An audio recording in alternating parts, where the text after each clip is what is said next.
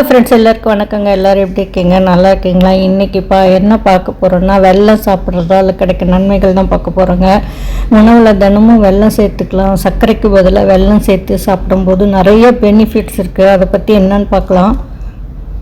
முதல்ல என்னன்னு பார்த்தீங்கன்னா, நீர் நம்ம உடம்புல தேங்கிடுச்சுன்னா சில சமயத்தில் நம்ம உடம்புல வீக்கம் ஏற்படுங்க, வயிறு உப்புசமாக இருக்கும். இதுக்கு சிறந்த நிவாரணமாக வெல்லம் இருக்குங்க. அடுத்து என்ன பார்த்தீங்கன்னா, சர்க்கரைக்கு ஒரு நல்ல மாற்று இதாக தான் வெல்லம் இருக்குது. இது ஆரோக்கியமானதும் கொடுங்க. வெல்லத்தோட பயன்கள்லாம் பார்த்திங்கன்னா அடிக்கிட்டே போடலாங்க. செரிமானத்தை மேம்படுத்தும், அடுத்து ரத்த சோகையை தடுக்கும், நோய் எதிர்ப்பு சக்தி அதிகரிக்கும், கல்லீரலை சுத்திகரிக்குங்க, உடனடி ஆற்றல் வழங்கும், அப்புறம் குளிர் இருமல் போன்ற பிரச்சனைகளுக்கு நிவாரணம் அளிக்கிறதுல பல நன்மைகளை தருதுங்க. உடல் எடையை கட்டுப்படுத்துங்க, சரும ஆரோக்கியத்தை மேம்படுத்தும், மாதவிடாய் வலியை குறைக்கும். இத்தனை பயன்கள் இருக்குது வெல்லம். செரிமானத்துக்கு எப்படி உதவுதுன்னு பார்த்தீங்கன்னா, நொதிகளை எல்லாம் தூண்டி மலச்சிக்கல் மற்றும் வீக்கத்தை குறைத்து குடல் இயக்கத்தை மேம்படுத்துங்க.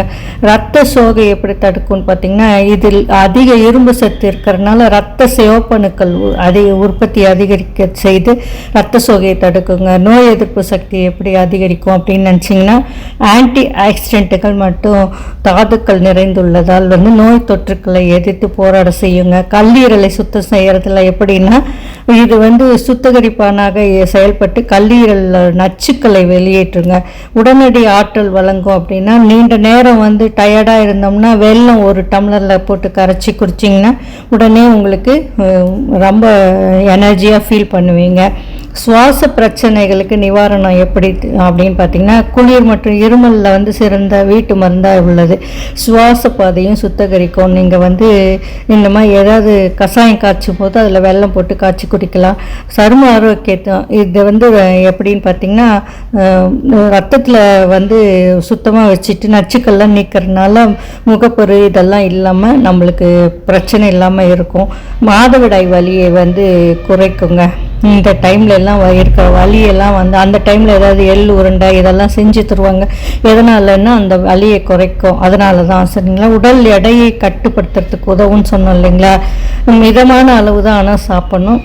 சர்க்கரைக்கு பதிலாக இதை சாப்பிட்டோம்னா கண்டிப்பாக எடை குறையறதுக்கு வாய்ப்புங்க. எலும்புகளை வலுப்படுத்தும்னு சொன்னோம் இல்லையா. இதில் உள்ள கால்சியம் மற்றும் பாஸ்பரஸ் எலும்புகளை பலப்படுத்துறதுக்கு உதவுதுங்க. சரிங்களா. இவ்வளவு நன்மைகள் நிறைந்த வெல்லத்தை நம்ம உருண்டையாக செஞ்சு சாப்பிட்லாம். அடுத்து இதெல்லாம் செஞ்சு சாப்பிட்லாம். இது டீக்கில் யூஸ் பண்ணிக்கலாம். சர்க்கரைக்கு பதிலாக டீ, காஃபி, பாலுக்கு அதெல்லாம் நல்ல ஆரோக்கியத்தை தருங்க.